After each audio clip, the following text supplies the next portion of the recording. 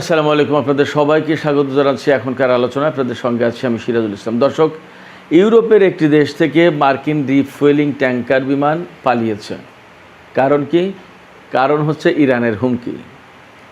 কোন দেশ থেকে কেন পালালো, কি ব্যাপার, এই বিষয়টা নিয়ে একদম বিস্তারিত ভিডিওতে বলবো ভেতরে। এপাশে আজকেই আমেরিকা ইরানের উপর সেই মহাপ্রলয়ঙ্কারী নিষেধাজ্ঞা আরোপ করবে। এপাশে ইরান তো হুমকি দিয়ে রেখেছে। তবে আন্তর্জাতিক সমস্ত গণমাধ্যমে একটি বিষয় আলোচিত হচ্ছে। এই নিষেধাজ্ঞা দেওয়ার পর আমেরিকার সামনে একটাই বড় চ্যালেঞ্জ। কী সেই চ্যালেঞ্জ? বিস্তারিত বলবো ভিডিওর ভেতরে। এপাশে ইরান মক্কা জোটে যোগ দেওয়ার ব্যাপারে আমন্ত্রণ পেয়েছে বলে নানামুখী খবর কিন্তু ঘুরে বেড়াচ্ছিল। আমি এই খবরটা দেখার পরেও কখনোই আলোচনায় আনিনি। আমি শুধু অপেক্ষায় ছিলাম যে ইরানের সরকারের পক্ষ থেকে কী ধরনের বক্তব্য আসে, ইরানের সরকারের পক্ষ থেকে কি মতামত আসে সেটা জানার জন্য। আজকে সেই মতামত দিয়েছে। কি সেই মতামত? ইরান কি যোগ দিচ্ছে নাকি দিচ্ছে না, এই বিষয়টা নিয়েও ভিডিওর ভেতরে বিস্তারিত বলবো। এদিকে ইরান একেবারেই ধ্বংস হয়ে যাচ্ছে বলে মার্কিন প্রেসিডেন্ট ডোনাল্ড ট্রাম্প দাবি করেছেন। তার এই দাবি আসলে কতটা সত্য, বাস্তব কতটুকু? ইরান কিন্তু ঘোষণা দিয়েছে আজকেই যে আগামী ২০ প্রজন্ম ধরে যদি যুদ্ধ করতে হয় মাতৃভূমি রক্ষার জন্য, ইরান তার জন্য প্রস্তুত। যে জাতির আগামী ২০ প্রজন্ম ধরে যুদ্ধ করার মানসিকতা রয়েছে, সেই জাতি কি ভেঙে পড়ে? আসলে ঘটনাটা কি? এপাশে সৌদি আরবের আরও একটি জাহাজে হামলা চালিয়েছে ইয়েমেনের হুতি সমর্থিত সামরিক বাহিনী। তাহলে এই মক্কা জোটের পরে পরিস্থিতি আসলে কোথায় যাচ্ছে? সুপ্রিয় দর্শক, এই যে বিষয়গুলো বললাম, এই বিষয়গুলো এর সাথে আরও টুকিটাকি কিছু বিষয় থাকতে পারে, এগুলো নিয়ে আমি বিস্তারিত আলোচনা করতে যাচ্ছি। আপনারা সঙ্গেই থাকুন এবং ভিডিও যদি ভালো লাগে তাহলে লাইক, কমেন্ট, শেয়ার করবেন এবং চ্যানেলটি সাবস্ক্রাইব করে সাথে থাকবেন। দর্শক, চলুন আমরা বিস্তারিত আলোচনা করি। প্রথমেই যে কথা বলতে চেয়েছিলাম সেটা হচ্ছে ইরানের ভয়ে একটি দেশ থেকে বহু সংখ্যক মার্কিন KC-135 রিফুয়েলিং বিমান পালিয়ে গেছে। কোন সেই দেশটা? দেশটা হচ্ছে ইউরোপের দেশ বুলগেরিয়া। দক্ষিণ পূর্ব ইউরোপের দেশ বলা যায়। এই বুলগেরিয়ায় বহু সংখ্যক রিফুয়েলিং ট্যাঙ্কার বিমান রাখা ছিল।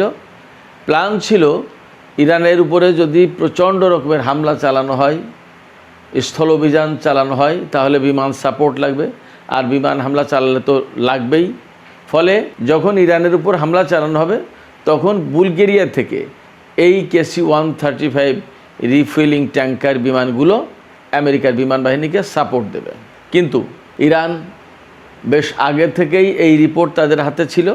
এই রিপোর্ট তারা হাতে পেয়েছে এবং একদম পরিষ্কার করে হুমকি বা হুঁশিয়ারি উচ্চারণ করেছিল, হুমকি দিয়েছিল যে ইউরোপের যে কোনো দেশ থেকে ইরানের উপর হামলার ব্যাপারে মার্কিন বাহিনীকে যদি সাহায্য করা হয়, যে কোনো দেশের ঘাঁটি মাটি দিয়ে যদি সাহায্য করা হয়, তাহলে সেই দেশের উপরে ইরান হামলা চালাবে, একদম পরিষ্কার করে। এবং ইরান এটা ডিপ্লোম্যাটিক, নন ডিপ্লোম্যাটিক সব চ্যানেলেই বুলগেরিয়াকে বলেছে। এই বুলগেরিয়া হচ্ছে একেবারেই তুরস্কের পরে যে দেশটি, সেই দেশটি। তুরস্কের ইস্তাম্বুল শহর পার হয়ে, সীমান্ত পার হলেই বুলগেরিয়া। বুলগেরিয়া হচ্ছে ইস্তাম্বুলের পশ্চিমে, আর গ্রিস হচ্ছে দক্ষিণ পশ্চিমে। অর্থাৎ এশিয়া পার হয়ে ইউরোপে ঢুকলেই বুলগেরিয়া, বুলগেরিয়া হয়ে তারপর আপনার ইউরোপে ঢুকতে হবে। ব্যাপারটা এরকম। তো এই বুলগেরিয়ায় অনেক সংখ্যক KC-135 রিফুয়েলিং ট্যাঙ্কার বিমান রেখেছিল আমেরিকা, ইরানের উপর হামলা চালাবে এবং সেইগুলোকে বিমানের ফুয়েল সাপ্লাই দেওয়ার জন্য ব্যবহার করবে। কিন্তু ইরানের হুমকি, ইরানের হুঁশিয়ারির কারণে এই বিমানগুলো এখন আমেরিকা সরিয়ে নিয়েছে। কারণ আমেরিকা জেনে গেছে যে এই পর্যন্ত ইরানের ক্ষেপণাস্ত্র পৌঁছে যাবে এবং এই বিমান যে কোনো মুহূর্তে আগেভাগেই হামলা চালিয়ে ধ্বংস করে দিতে পারে। কারণ ইরান তো সম্প্রতি ঘোষণা করেছে যে তাদের সামরিক ডক্ট্রিন চেঞ্জ হয়ে গেছে। তারা এখন যে কোনো সময় আগেভাগেও হামলা চালাতে পারে। ডিফেন্সিভ ডক্ট্রিন থেকে তারা অফেন্সিভ ডক্ট্রিনে গেছে। অর্থাৎ আত্মরক্ষা নয়, শুধু আক্রমণাত্মক পদক্ষেপ ইরান এখন থেকে নেবে। এই ডক্ট্রিন পরিবর্তন হওয়ার পরপরই বুলগেরিয়া থেকে KC-135 রিফুয়েলিং ট্যাঙ্কার বিমান সরিয়ে নেওয়ার এই খবর এলো। এছাড়া লোকাল পিপল অর্থাৎ স্থানীয় জনগণ তারাও কিন্তু সরকারের বিরুদ্ধে বিক্ষোভ করেছে, বুলগেরিয়া সরকারের বিরুদ্ধে। আপনাদের মনে হয় জানার কথা যে বুলগেরিয়া, যার রাজধানী সোফিয়া, একসময় মুসলিম শাসনের অধীনে ছিল, কিন্তু এই সমস্ত দেশ এখনও সেখানে মুসলমান আছে, যথেষ্টই মুসলমান আছে। আর সবচেয়ে বড় কথা যে অহেতুক আমেরিকার কারণে এই দেশটি হামলা শিকার হবে, যুদ্ধে জড়িয়ে যাবে, এবং যুদ্ধে জড়িয়ে গেলে কি হয়, এবং ইরান কাউকেই ক্ষমা করছে না, সে তো দেখছে তারা। ফলে লোকাল যে সমস্ত লোকজন তারা বিক্ষোভ প্রতিবাদ করেছে, যার প্রেক্ষাপটে বুলগেরিয়া সরকারও তাদের ঘাঁটি দিতে হয়তো অস্বীকৃতি জানিয়েছে বা গড়িমসি করছে। এই যে বুলগেরিয়া থেকে মার্কিন রিফুয়েলিং ট্যাঙ্কার বিমান পালিয়ে গেল অথবা সরিয়ে নেওয়া হলো, যাই হোক না কেন, এটা ইরানের আর একটা বিজয়, সে কথা বলা যায়। অর্থাৎ ইউরোপের মাটিতেও আমেরিকার বিমান বা এই সমস্ত এখন আর খুব বেশি একটা নিরাপদ নয়। এপাশে এই বুলগেরিয়াকে কেন্দ্র করেই আজকে সাপ্তাহিক সংবাদ ব্রিফিংয়ে ইরানের পররাষ্ট্র মন্ত্রণালয়ের মুখপাত্র ইসমাইল বাকাই যখন কথা বলছিলেন, তখন তাকে প্রশ্ন করা হয়েছিল যে এই বুলগেরিয়াতে এরকম বিমান, বুলগেরিয়া থেকে বিমান সরিয়ে নেওয়া হলো, তারা কি ভয় পাচ্ছে কিনা, কি ব্যাপার? তখন ইসমাইল বাকাই বলেছেন যে আসলে ইরানকে কোনো দেশেরই ভয় পাওয়া উচিত নয়, কারণ কোনো দেশের উপরে ইরান আগ্রাসন চালাবে না। শুধুমাত্র তখনই তারা ভয় পেতে পারে যখন আমেরিকাকে তারা সহায়তা করছে, এছাড়া ভয় পাওয়ার কোনো কারণ নেই। অর্থাৎ আমেরিকাকে সহায়তা না করলে কোনো দেশেরই ইরানকে ভয় পাওয়ার কোনো প্রয়োজন নেই, তিনি তাই বলেছেন। একই কথা পারস্য উপসাগরীয় দেশগুলোর জন্যও। আঞ্চলিক দেশগুলো যদি আমেরিকাকে কোনোভাবে সহায়তা না করে, তো এই আঞ্চলিক দেশগুলোর কোনো দেশই ইরানকে ভয় পাওয়ার দরকার নেই, কোনো দেশের জন্য ইরান হুমকি না। এটা ইরান বহু বছর ধরে বলে আসছে। ইরানের পররাষ্ট্র মন্ত্রণালয়ের মুখপাত্রের কথা যখন চলে আসলো, তখন আমি এই আলোচনাটুকু এখানেই করে যাই। ইরানকে মক্কা জোটে যোগ দেওয়ার জন্য আমন্ত্রণ জানানো হয়েছে, এই কথা বলেছিলেন ইরানের সংসদের খুনে মিল্লাত নিউজ এজেন্সির প্রধান মেহেদি রাহিমি। তিনি জানিয়েছিলেন যে মক্কা জোটের পক্ষ থেকে, অর্থাৎ সৌদি আরব, পাকিস্তান এবং তুরস্কের পক্ষ থেকে ইরানকে এই জোটে যোগ দেওয়ার জন্য আমন্ত্রণ জানানো হয়েছে। কি এই বিষয়ে পররাষ্ট্র মন্ত্রণালয়ের মুখপাত্র ইসমাইল বাকাইকে জিজ্ঞেস করা হয় সাংবাদিকদের পক্ষ থেকে যে আসলে ইরানকে দাওয়াত দিয়েছে কিনা এই জোটে যোগ দেওয়ার জন্য, এবং ইরান এই জোটে যাচ্ছে কিনা, যোগ দিচ্ছে কিনা। তখন ইসমাইল বাকাই একেবারে ক্যাটাগরিক্যালি, একদম সুস্পষ্টভাবে বলেছেন যে না, এই জোটে যোগ দেওয়ার জন্য ইরানকে দাওয়াত দেওয়া হয়নি, ইরান দাওয়াত পায়নি। তবে এই তিন দেশের পক্ষ থেকে একটা আলোচনার প্রস্তাব দেওয়া হয়েছে, এবং সেই আলোচনার বিষয়টা ইরান বিবেচনা করছে। আলোচনার বিষয়টা কি? আঞ্চলিক শান্তি প্রতিষ্ঠার বিষয়ে আলোচনা। তুরস্ক এবং পাকিস্তান দুই দেশই কিন্তু ইরানের সীমান্তবর্তী দেশ, ইরানের সাথে সীমান্ত আছে। আর সৌদি আরবের সাথে সরাসরি ল্যান্ডে সীমান্ত না থাকলেও সমুদ্রের এপার ওপার, তো পারস্য উপসাগরের দক্ষিণে সৌদি আরব, আর ইরান হচ্ছে পারস্য উপসাগরের উত্তরে। জাস্ট পারস্য উপসাগরের এপার ওপার তো সৌদি আরব আর ইরানের অবস্থান। এবং ইরানের সাথে সৌদি আরবের ল্যান্ড রুটে যদি যোগাযোগ নাও থাকে, তারপরেও সৌদি আরবের জন্য একটা বড় বিষয় হচ্ছে যে সৌদি আরবের যে তেল সমৃদ্ধ যে এলাকাটা, উত্তর পূর্বাঞ্চলীয় যে এলাকা, কাতিব প্রদেশ বা ওই সমস্ত এরিয়া, দাম্মাম, এই সমস্ত এলাকা মূলত শিয়া অধ্যুষিত এলাকা।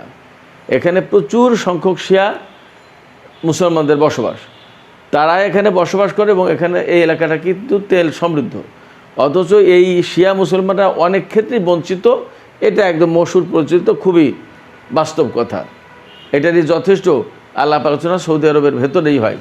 সরকারের কাছে প্রচুর বাদ প্রতিবাদের ঘটনা আছে। তাদেরকে ইরান সাপোর্ট করে বলে সৌদি আরব বা আরও কারো পক্ষ থেকে অভিযোগ আছে। ইরান সবসময় বলে যে আমরা তো সাপোর্ট করছি না, তোমাদের ভেতরে সমস্যা তোমরা মিটমাট করো। তোমাদের লোকজন যদি তোমাদের সরকারের বিরুদ্ধে বলে যে আমাদের ব্যাপারে বৈষম্য করছে, তাহলে সেটা তোমরা মিটমাট করো, আমাদের সমর্থন দেওয়ার কি আছে। যাই হোক, যেহেতু সৌদি আরবে প্রচুর সংখ্যক শিয়া মুসলমান আছে, বাহরাইনে আছে, বাহরাইনে তো একদম 70%-এরও বেশি শিয়া মুসলমান, কাতারে আছে, সংযুক্ত আরব আমিরাত, সব দেশে আছে। তো প্রত্যেকটা জায়গায় কিন্তু ইরান একটা ফ্যাক্টর, এবং ইরানের ব্যাপারে সবাই উদ্বিগ্ন যে ইরান এই মধ্যপ্রাচ্যের এই চলমান যুদ্ধ এবং আমেরিকা যদি এখান থেকে চলে যায়, তাহলে সবাই ইরান এবং শিয়া প্রসঙ্গটা নিয়ে কিন্তু খুবই উদ্বেগে থাকবে, উদ্বিগ্ন আছে। এই জন্য হয়তো তারা এই আলোচনা করতে চেয়েছে। এবং ইরানের পররাষ্ট্র মন্ত্রণালয়ের মুখপাত্র ইসমাইল বাকাই তিনি বলেছেন যে আমরা এই আলোচনার প্রস্তাব পেয়েছি এবং আলোচনাটা আমরা করব বলে বিবেচনা করছি। তাহলে কি দাঁড়ালো? মক্কা জোটে যোগ দেওয়ার বিষয়ে কোনো দেশের পক্ষ থেকে ইরান আমন্ত্রণ পায়নি এবং এ বিষয়ে ইরানের কাছে কোনো খবর নেই। এটা ঠিক, আমি সবসময় বলছি যে ইরান এই জোটে যোগ দেবে কিনা সেটা তো একটা ব্যাপার, কারণ এই জোট আসলে কার বিরুদ্ধে গঠিত হলো, কী করতে যাচ্ছে এবং কি করবে। এই জোটে যোগ দেওয়ার পরে দেখা গেল যে ইরান এমন কোনো জায়গায় আটকে যাচ্ছে যেটা ইরানের জন্য বা ইরানের প্রক্সি ফোর্সের জন্য বা ইরান সমর্থিত বিভিন্ন গোষ্ঠীর জন্য ঝামেলার কারণ, তাহলে ইরান এখানে যোগ দেবে না। অনেক কিছু হিসাব নিকাশ আছে। এবং কথা ঠিক, ইরান এই বার্তাই দিচ্ছে সবাইকে বা সব সময় দিয়ে এসেছে যে ইরান কোনো আঞ্চলিক দেশের জন্য হুমকি না, আমরা আমাদের সমস্যার সমাধান করব, এখানে বাইরের কোনো শক্তির দরকার নেই। আমেরিকা চলে গেলে যে ইরান কোনো দেশে আগ্রাসন চালাবে, ব্যাপারটা এমন না। এপাশে 24শে আগস্ট সোমবার আমেরিকার পক্ষ থেকে ইরানের বিরুদ্ধে কঠোরতম নিষেধাজ্ঞা আরোপ করা হবে এবং এ নিয়ে সারা বিশ্বে বেশ বড় রকমের জল্পনা কল্পনা আছে। এই রকম একটা প্রেক্ষাপটে ডোনাল্ড ট্রাম্প তার ট্রুথ সোশ্যালে পোস্ট দিয়েছেন যে ইরান একেবারে কমপ্লিটলি ধ্বংস হয়ে যাচ্ছে, একদম ধ্বংস হয়ে যাচ্ছে। ইরানের মূল্যস্ফীতি, মুদ্রাস্ফীতি এগুলো ঘটেছে, এগুলো তো আছেই, কিন্তু ইরান একেবারে ধ্বংস হয়ে যাচ্ছে। এই জায়গায় ব্যঙ্গ করে ইরানের সংসদের স্পিকার বাকের কলিবফ তিনি পোস্ট দিয়েছেন এক্সে যে মেক আমেরিকা হাংরি এগেইন, অর্থাৎ আমেরিকাকে আবার ক্ষুধার্ত বানাও। তার মানে হচ্ছে আমেরিকা চাপে পড়ছে, তেলের সংকটে, গ্যাসের সংকটে, তাদের অর্থনীতি সংকটে পড়ছে এবং $40 ট্রিলিয়ন উপরে চলে গেছে তাদের বিদেশি এবং অভ্যন্তরীণ ঋণ। সব কিছু মিলে আমেরিকা বিপদে পড়বে। ইরান এই সমস্ত মোকাবেলা করে অভ্যস্ত, কিন্তু হরমুজ প্রণালীতে আমেরিকা যদি কিছু করতে না পারে, শেষমেশ তাদেরকে খালি হাতে ফিরতে হবে, তখন কি করবে? এবং হরমুজ প্রণালী যদি ইরানের জন্য কমপ্লিটলি বন্ধ হয়ে যায়, তাহলে তো সব কিছু মিলে বাকের কলিবফ ডোনাল্ড ট্রাম্পকে ব্যঙ্গ করে বলেছেন make America hungry again. Donald Trump বলে থাকেন মেক আমেরিকা গ্রেট এগেইন, মাগা আন্দোলন। আর তার বিপরীতে কলিবফ অনেকটা মস্করা করে ব্যঙ্গ করে বলেছেন মেক আমেরিকা হাংরি এগেইন, আমেরিকাকে আবার ক্ষুধার্ত বানাও।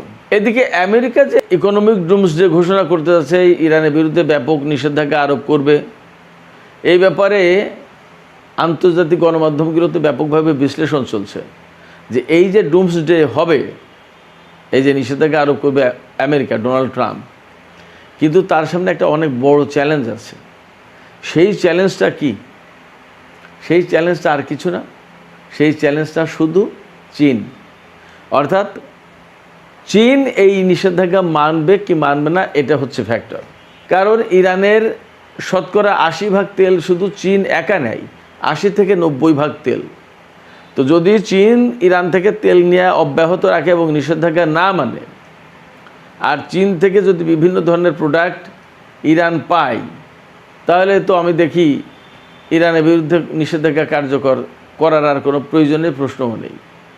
এছাড়া বাকি তেল লোকাল যে সমস্ত প্রতিবেশী দেশ, নেইবারিং কান্ট্রি, এই সমস্ত জায়গায় তো বাকিটা দিয়ে দেওয়া যাবে। তাহলে এবং ইরান যে হুমকি দিয়েছে, এই হুমকিকে কে কীভাবে দেখবে?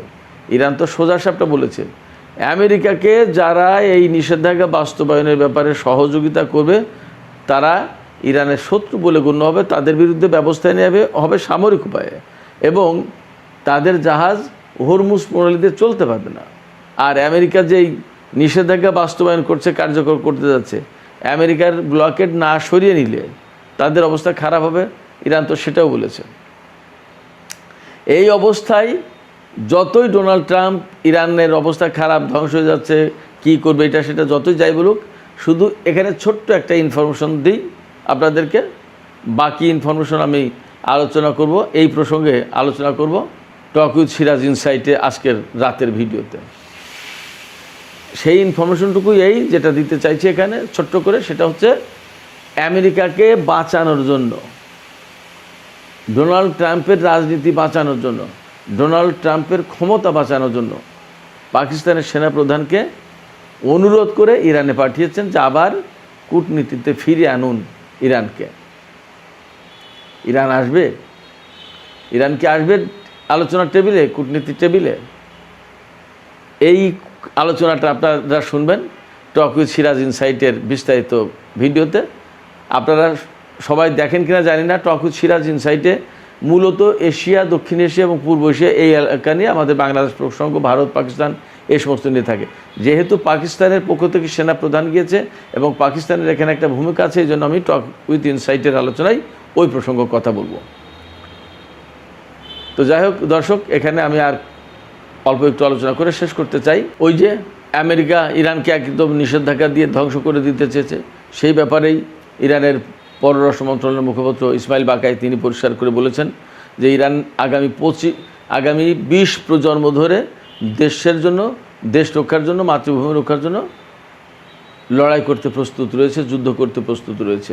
অতএব এই জাতিকে আসলে হারানো খুব কঠিন ব্যাপার। আমি শেষ যে প্রসঙ্গটুকু আলোচনা করতে চাই সেটি হচ্ছে সৌদি আরবের ইয়ানবু বন্দর, লোহিত সাগরে ইয়ানবু বন্দরে একটি তেলবাহী জাহাজে আবার হামলা চালিয়েছে ইয়েমেনের হুতি সমর্থিত যোদ্ধারা, সামরিক বাহিনী, এবং এই হামলায় জাহাজটি বেশ ক্ষতিগ্রস্ত হয়েছে।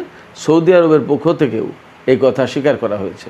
তার মানে হচ্ছে যে সৌদি আরবের সাথে ইয়েমেনের সংকটের কোনো সুরাহা হয়নি, বরং যে কোনো মুহূর্তে হয়তো আরও বড় ধরনের কোনো সংকট তৈরি হতে পারে।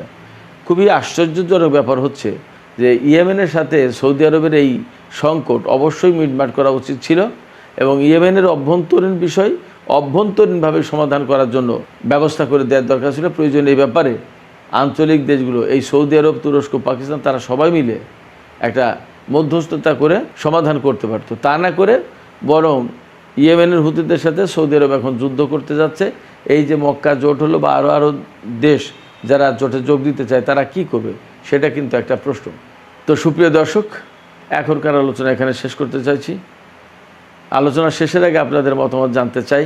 এই যে বুলগেরিয়া থেকে আমেরিকার KC-135 রিফুয়েলিং ট্যাঙ্কার অনেকগুলো সরিয়ে নেওয়া হলো, আসলে কি আমেরিকা ভয় পাচ্ছে ইরানকে এবং এইরকম একটা পরিস্থিতিতে গেছে, নাকি এটাও একটা কৌশল যে প্রয়োজনের সময় গোপনে এখানে বিমান ঢুকিয়ে দেবে, দিয়ে ঠিকই তাদের ব্যবহার করবে এই বুলগেরিয়ার আকাশ থেকে? আপনারা আসলে